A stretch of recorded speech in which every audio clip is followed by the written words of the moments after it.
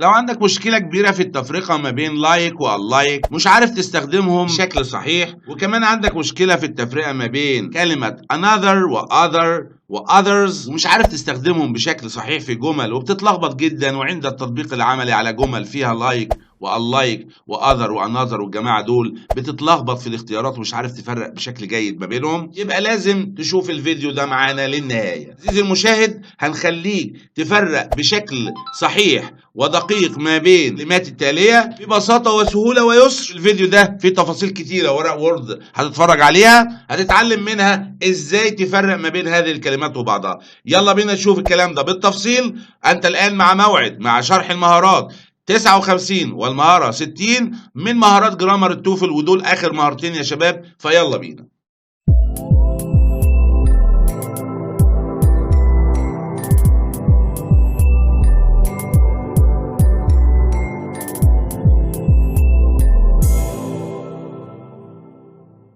اهلا بكم مره تانية يا شباب. انا انور ودي قناه سمارت انجلش، القناه المتخصصه في كل ما يخص شيء عن التوفل، في الجرامر، في الاستراكشر، في الليسننج، في الريدنج. هتشوف فيها حاجات كتيره جدا هتفيدك في دراسه التوفل. لو انت اول مره تشوفنا اشترك في القناه وفعل زر الجرس على اشعارات الكل حتى تتمكن من متابعه كل جديد وحصري على القناه. يلا بينا يا شباب نشوف مع بعض شرح المهارات، ونبدا بالمهاره رقم 59. هنبعد شويه عن كتاب لونج مان. ملخص المهاره رقم 59 من جرامر التوفل: عندك كلمة لايك وكلمة unlike ولايك وانلايك، بنتلخبط فيهم ودايما مش عارفين نميز ما بينهم ونستخدمهم امتى، وجملهم معقدة بشكل كبير. نمبر 1، نشوف رقم 1 بيقول ان لايك دي صفة يا شباب. كلمة لايك خلينا متفقين انها صفة ومعناها مشابه لي. انا كتبت المربع ده بالشكل ده عشان اوضح لك بالتفصيل وتتضح الامور في ذهنك قبل ما نروح على التطبيق العملي على هذه المهارة. بيقول لي ان لايك دي صفة ومعناها مشابه لي، وبتستخدم امام يعني قبل الاسم الموصوف، دايما بيجي قبلها بعدها اسم موصوف، يعني هي موجوده لايك احمد، لايك مثلا هيز جوب، يبقى كلمه لايك دي صفه ومعناها مشابه ليه وبيجي وراها اسم موصوف. طيب اوكي، عرفنا لايك. نروح على كلمه اللايك اللي ملخبطه الناس دي. الكلمه دي يا شباب هي عباره عن صفه ومعناها ايضا مشابه ليه، بس لها شرط في وجودها في الجملة، ان دايما بيجي قبلها فعل من افعال الربط اللي اسمها linking verbs. اللينكينج فيربس دي زي ايه؟ خدناها في مهارة سابقة على القناة وتقدر ترجع لها، اللي هي البريديكيت adjectives، اللي هي الصفات التي تصف الفاعل. دي صفة دايما بيجي قبلها فعل ربط. طب قول لنا افعال الربط، هعيدها من تاني. زي verb to be، اي فعل منه يعتبر فعل ربط. like ولove وفيل وبروف، كل دي افعال ربط لازم تيجي قبل هذه الصفة عشان اختارها. يبقى دايما اللايك مرتبطة بفعل من افعال الربط. خلصنا من الصفات، تعال نروح على حروف الجر. في عندي حرف جر اسمه لايك، ده حرف جر مش صفة.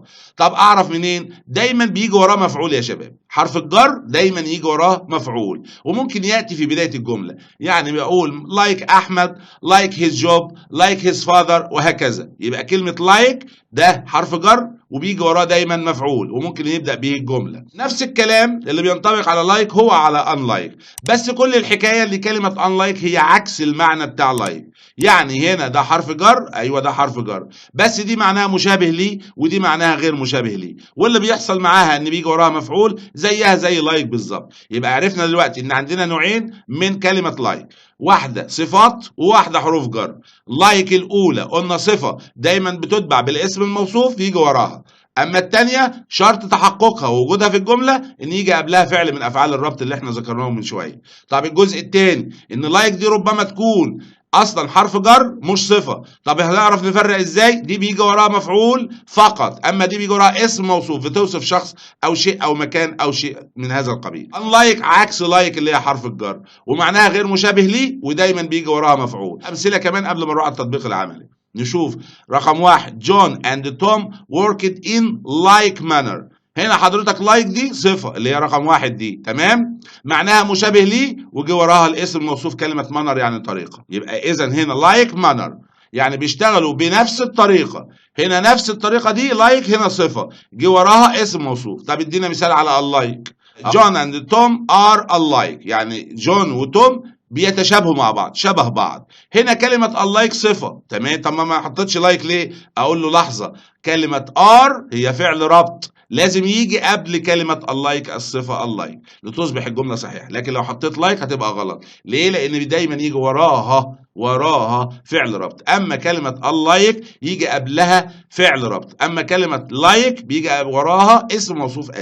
بيجي وراها إيه؟ اسم موصوف. طيب نشوف على like اللي هي حرف جر. ادينا مثال رقم 3.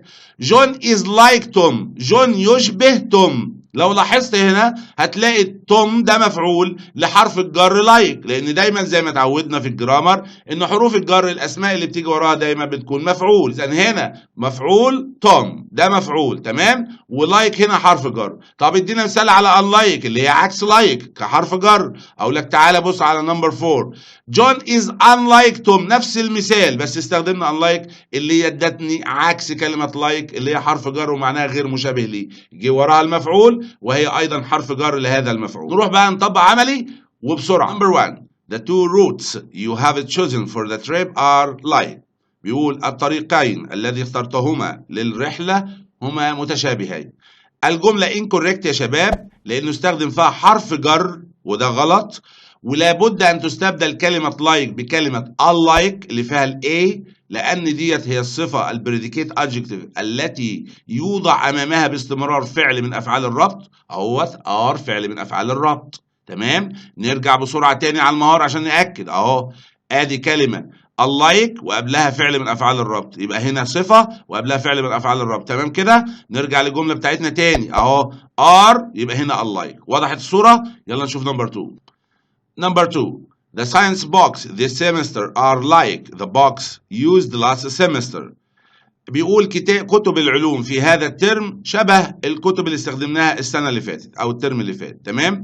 الجملة كوريكت صحيحة لأنها احتوت على حرف الجر like وليست صفة. هنا خلي بالك أنا حضرتك دلوقتي في غلط. أقول له إيه؟ يقول لي في أهوت فعل ربط لازم نستخدم unlike. أقول له لا، هنا ده الجملة دي عبارة عن فاعل من أول كلمة the science box semester، ده الفاعل بتاع الجملة السبجكت، والverb بتاع الجملة are، وكل ده مفعول.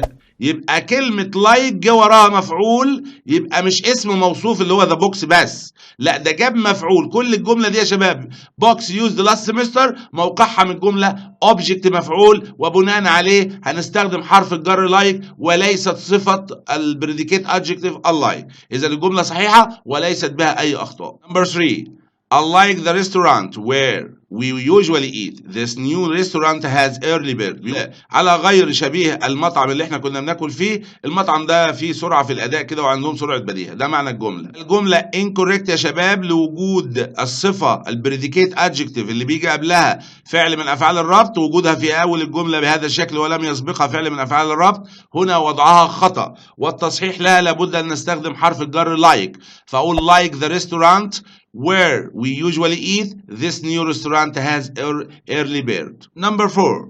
Unlike the traditional red fire engines, the new fire engines are yellow. بيقول على غير شبيه المحركات الحمراء للنارية التقليدية، المحركات الجديدة لونها أصفر. جملة رقم 4 correct صحيحة، حرف الجر unlike في موقعه مظبوط ومعناها على غير شبيه، وجي وراها مفعول زي ما اتفقنا. ونرجع مع بعض عشان نأكد المعلومة.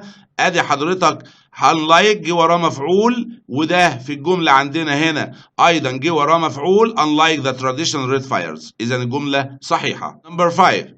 The two girls were embarrassed because they were wearing alike dresses. البنتين كانوا محرجين جدا. embarrassed معناها محرج بسبب انهم ارتدوا نفس الفساتين. طيب الجملة incorrect يا شباب، والسبب وجود الصفة البريديكيت adjective في هذا الموقع خطأ، واحنا قلنا بيجي قبلها فعل من أفعال الربط وده غير موجود معانا في الجملة، فلا بد أن نستبدل الصفة alike بحرف الجر like. تمام. اللي بيجي وراه المفعول مباشرة اللي هو dresses لتصبح الجملة صحيحة. فأقول the two girls were embarrassed because they were wearing like dresses.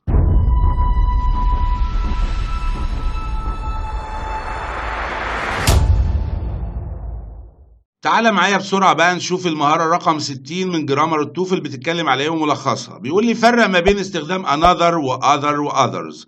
المشكلة العويصة اللي دايما الناس بتلخبط فيهم مش عارف يفرق ما بين another وother وothers اللي معناهم آخر أو آخرون للمفرد والجمع. أنا قمت بإعداد هذا المربع في تفصيل كبير جدا هيفيدك لو ركزت معايا فيه. تعال نشوف مع بعض. أنا قلت الأيقونة الأولى معرفة أم نكرة، يعني هذه الكلمة هل هي نكرة ولا معرفة، والأيقونة الثانية خاصة بالمفرد، والثالثة نوع هذه الكلمة هل هي صفة ولا ضمير، والجزء الثاني اللي بعده جمع ولا مفرد، وأيضا نوعها. تعال نشوف مع بعض. بيقول لي إن I have another book، النوع بتاع هذه الجملة هو نكرة لأن مفيش قدامه ذا. تمام؟ طيب شغلتها إيه كلمة another في هذه الجملة؟ شغلتها صفة. طيب الجمع منها إيه بقى؟ يعني أما أقول I have another book، أنا لدي كتاب آخر. طب عايز أقول أنا لدي كتب أخرى، أقولها إزاي؟ بالشكل ده كده. أقول I have other books، I have other books، ودي جمع ودي صفة على فكرة. تمام؟ طيب لو شفنا المثال الثاني I have another وسكت كده، لو ما جاش وراها اسم أصبحت هذه الكلمة another ضمير. خلي بالك بقى من الكلام، كلمة another هنا أصبحت إيه؟ ضمير، pronoun. تمام؟ طيب ضمير مفرد؟ أيوه ضمير مفرد. طب نكرة؟ أيوه نكرة، قداموش ذا. طب لو خليناه هنا ضمير جمع نعمله إزاي؟ نكرة. أقول I have others وما أحطش وراها حاجة، يبقى في حالة عدم وجود كلمة خلف كلمة another أو others أصبح كلمة another و-others ده ضمير وليس صفة. ركز كويس. طيب ادينا مثال رقم 3. I have the other book، هنا بقى انتقلنا لحالة المعرفة. هذه الجمل اللي فيها other فيها ذا قبلها. لو لاحظت المثال 4 3 و4 بيحتوي على كلمة ذا، على خلاف المثال 2 و1. طيب the other ده مفرد؟ أيوه مفرد، يجي وراه اسم مفرد أهو I have the other book، أنا لدي الكتاب الآخر. طب دي صفة ولا ظرف؟ أقول له صفة. إيه الفرق ما بين الظرف والصفة يا شباب؟ إن الظرف ما بيجيش وراها حاجة خالص، أما الصفة لازم يجي وراها الاسم الموصوف أو الكلمة الاسم. طيب ورينا الجمع منها أهو I have the other box، I have the other box، يبقى other في حد ذاتها بيجي وراها جمع فتكون تعبر عن جمع، لو جه وراها مفرد تعبر عن مفرد. طيب وضح شوية. طيب لو استخدمت كلمة the other كضمير مع المفرد فأقول I have the other، هنا كلمة ضمير. ليه يا عم ضمير؟ عشان ما جاش وراها ايه؟ اسم موصوف. تمام؟ طيب اديها لنا في شكل الجمع تبقى ازاي؟ اقول the others. خلاصة الموضوع كلمة the others ما يجيش وراها حاجة وهي جمع في حد ذاتها. كلمة other ما يجيش وراها حاجة وتبقى ضمير مفرد. طيب another بيجي وراها اسم مفرد. طب other بيجي وراها اسم جمع. تعال نوضح الكلام ده اكتر بأمثلة. I have another book، ده another دي صفة مفردة نكرة، البوك جه اسم وراها. طب لو شلت بوك أصبحت ضمير وليست صفة. طيب ورينا الجمع. I have other books، لدي كتب أخرى. هنا other صفة لاسم جمع نكرة أهو، اسم الجمع النكرة أهو بوكس اسم جمع. تمام؟ طب نشوف مثال نمبر 3. I have another وسكت، ده ضمير ولا صفة يا شباب؟ طبعا ضمير أهو، ضمير نكرة لاسم مفرد يأتي لا يأتي خلف الضمير أي كلمة. تمام؟ الضمير ما بيجيش وراه كلمه. يبقى اول معلومه اكتسبناها في الفيديو ده ان الضمير كلمه another لو ما جاش وراها حاجه اصبحت ضمير، طب لو جه وراها حاجه اصبحت صفه. طيب ورينا كده على الجمع اهو I have others، ده ضمير ولا صفه؟ ضمير. طيب جه وراه حاجه؟ لا، عشان كده قلنا عليه ضمير. طب ده جمع؟ ايوه جمع، هو في حد ذاته جمع. طيب وديني مثال رقم 5.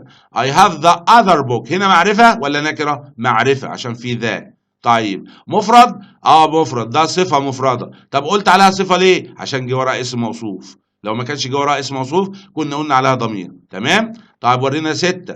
I have the other box، the other ده مفرد؟ طبعا مش مفرد لأن حضرتك جه وراها اسم جمع، الاسم موصوف جمع، فهو دوره قام بصفة معرفة، صفة معرفة بالذات للاسم الجمع بوكس. طب بوكس ده ايه؟ اقول له اسم موصوف جمع، يبقى اقول the other box. تمام؟ نشوف نمبر 7.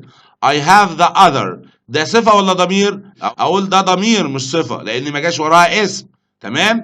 الصفة بيجي وراها اسم، الضمير ما بيجيش وراها حاجة. طب معرف ولا نكرة؟ معرف عشان فيه ذا، يبقى أقول ضمير معرف مفرد ولا يأتي خلفه أي كلمة. طب ورينا رقم 8. I have the others، أنا لدي الآخرون، ده ضمير ولا صفة؟ ضمير. ليه؟ ما جاش وراه أي اسم. لما ما يجيش وراه اسم يا شباب بيصبح ضمير. معرف؟ أيوه، عشان في ذا، تمام؟ ولا يأتي خلفه أي كلمة. تعالى بقى نروح على التطبيق العملي بعد ما بصينا وخدنا ملخص. كلمة another يجي وراها مفرد وهي تستخدم other box مع الجمع. كلمة another لو ما جاش وراها حاجة تبقى ضمير والجمع بتاعها others، تمام؟ في التعريف بقى the other يجي وراها مفرد، وفي الجمع او من الصفات او the other box. في الضمائر the other ده ضمير لان ما جاش وراه اسم، تمام؟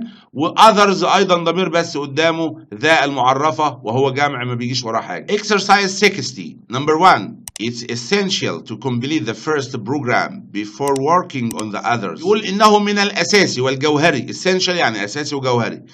To complete the first program أن تكمل البرنامج الأول before working on the other قبل أن تكمل البرامج الأخرى. الجملة correct صحيحة لوجود كلمة others اللي هي في حد ذاتها ضمير وما جاش وراه حاجة وبتيجي في نهاية الجملة. the others ضمير معرفة معرف بالذا ما جاش وراه حاجة، إذا الجملة صحيحة. Number 2.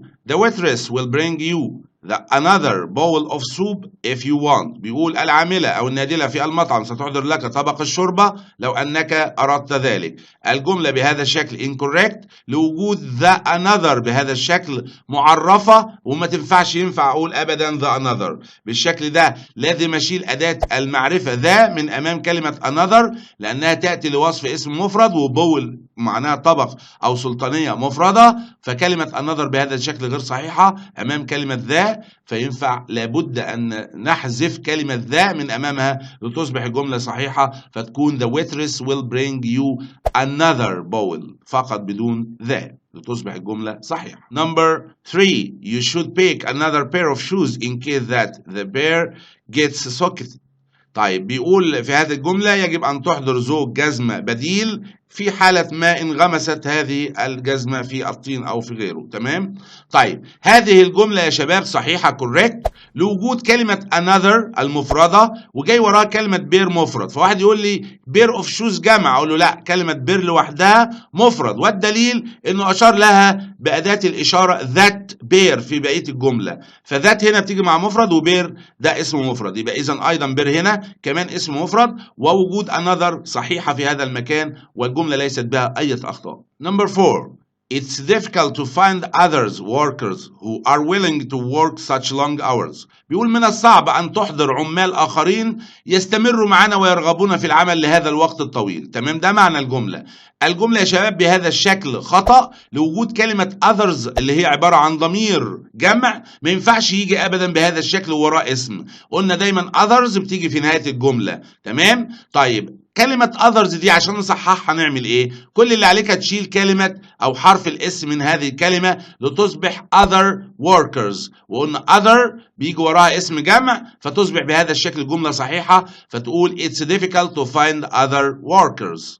Number 5. Since the lamp you wanted is out of stock you must choose another. بيقول إذا طلعوا اللمبة بتاعتك اللي أنت أردتها من العبوة الخاصة بها يجب أن تختار واحدة أخرى. الجملة نمبر 5 correct صحيحة ولا يوجد بها أي أخطاء، والسبب وجود الضمير وليس الصفة another اللي بيجي في نهاية الجملة ولا يتبع بأي شيء. الضمير صحيح وهو مفرد، وكلمة لامب أيضا مفردة اللي جاي يتكلم عنها الضمير صحيح في مكانه ولا يوجد أخطاء بالجملة. بشكركم يا شباب جدا، بس خليك معايا ما تطلعش بره، لسه هقول لك حاجات مهمة. بشكركم على حسن المتابعة وبحتفل معاكم بهذا اليوم بانتهائنا من سلسلة شروحات خاصة بمهارات الجرامر structure and written expression. ده كان آخر فيديو لشرح المهارات، ولكن عندنا إن شاء الله الفيديو اللي جاي تطبيق عملي على المهارة 59 و60، وبعدين هنخش على مجموعة من الفيديوهات في حل الاختبارات. أنا عارف إن حضراتكم مستنيين هذه الفيديوهات، هنحل مع بعض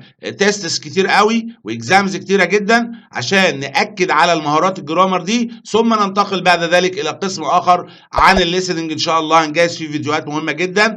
ما يفوتكش أبدا إنك لو عجبك الفيديو اعمل لايك، شير الفيديو ده لأصحابك عشان تقدر تساعدني في نشر المحتوى. بشكركم جدا، كان معكم أنور الزاهي من قناة سمارت إنجلش. السلام عليكم ورحمة الله وبركاته.